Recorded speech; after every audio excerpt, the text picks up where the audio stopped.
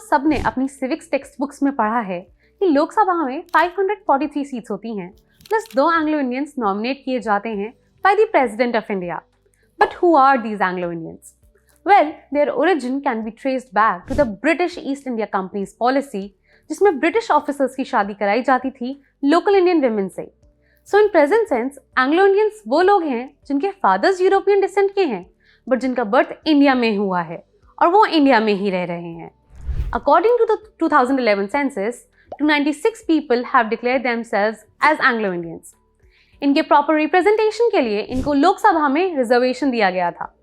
Since 1950, the practice that has been followed for their empowerment is that President of India, prime minister की advice पर nominate करते हैं 2 members को Anglo Indian community से to the Lok Sabha.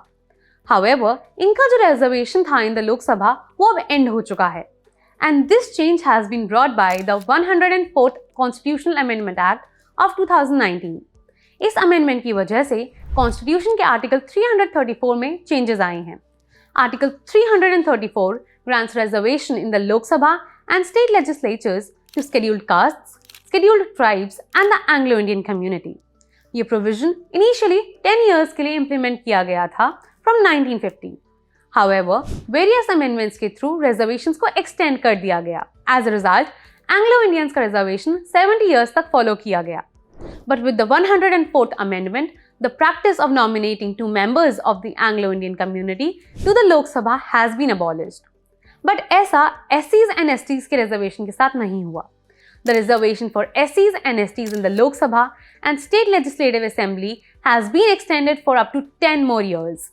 तो SCs and STs का जो original reservation 1950 में स्टार्ट हुआ था वो अमेंडमेंट्स के थ्रू हर 10 साल में बढ़ाया जा रहा है.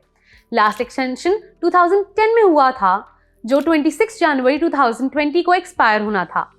But that was extended by the 104th amendment in 2019 for a period of 10 more years, that is till 2030.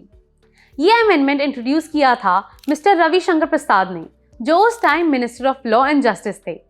However, the amendment has been criticized widely क्योंकि ये एक्सप्लेन नहीं करता कि एंग्लो इंडियंस को रिजर्वेशन क्यों हटाया गया.